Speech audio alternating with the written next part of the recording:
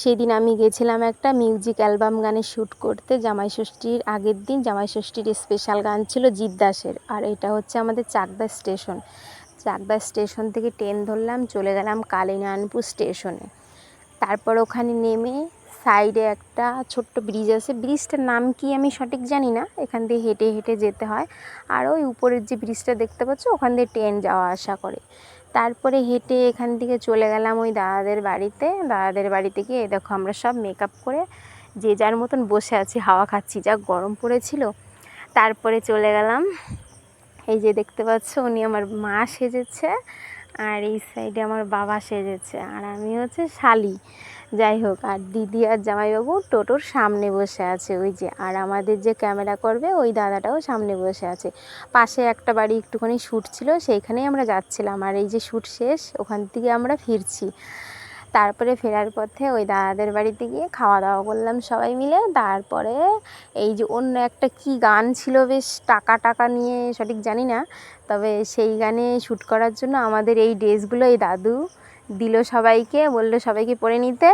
তো ড্রেসগুলো পরার পরে মনে হচ্ছে কি আমরা মনে হয় কোনো বিয়ে বাড়িতে বাজনা বাজাতে যাব, সেরকমই লাগছিলো। বেশ আমাদের হাসিও লাগছিলো, মজাও লাগছিলো ড্রেসটা পরার পরে। যাই হোক, আর ওই দাদুটাকে দেখতে পাচ্ছ, আমাদের সবার ড্রেস ওই দাদুটা নিয়ে এসছে। উনি মেকআপ ম্যান, আর উনি কাজও করে, মানে শ্যুটও করে আবার মেকআপও করে। তারপরে আমাদের সবার মেকআপ হয়ে গেছে, ড্রেসপত্র পরা হয়ে গেছে, আর তারপরে দাদু ড্রেসপত্র পরে নিয়ে চলে গেছে। ওই দেখো ওনার শ্যুট হচ্ছে, আর আমি একটুখানি ভিডিও করলাম। তারপরে এই যে এই বন্ধুটাও, এই সবাই একই রকমভাবে আর কি ভিডিও করেছি, একই গানে, মানে আলাদা আলাদা করে। যাই হোক, কাজ শেষে এখানের কাজ কমপ্লিট হয়ে গেল।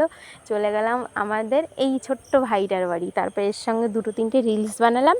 রিলস বানানোর পরে এই ভাইটাকে নিয়ে চলে আসলাম আমাদের চাকদা স্টেশনের সাইডে একটা দোকানে, এই যে পাখি মাছ ওই দোকানটায় পাওয়া যায়। যাই হোক, আমি পাখিগুলোকে একটু দেখছিলাম, একটু ভিডিও করলাম, বেশ ভালোই লাগছিল। আর হচ্ছে কি, দেখতেই পাচ্ছ এই যে একটা খাঁচা দেখতে পাচ্ছ, এই খাঁচাটা আমি নতুন দেখলাম, ভালোই লাগলো। তিনটে দরজা আছে, মিডিলে একটা বড় দরজা আছে, আর দু সাইডে দুটো ছোট ছোট দরজা আছে। আর দাম বলছিল এটার দাম 800 টাকা।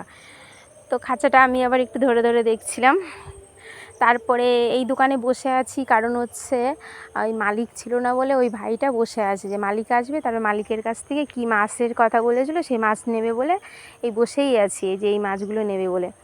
তারপরে আর এই ভাইটাকে দেখতেই পাচ্ছ, এই দেখো এই ভাইটা পুরো মুখটা কালো করে শুকিয়ে বসে রয়েছে। আমি তাকাতে বলেছি, তখন আবার হাসছে। মালিক তারপরে আসলো, আসার পরে মাছ নিল, মাছের খাবার নিল, তারপরে ও বাড়িতে চলে গেল, আর আমিও ওখান থেকে বাড়িতে চলে আসলাম।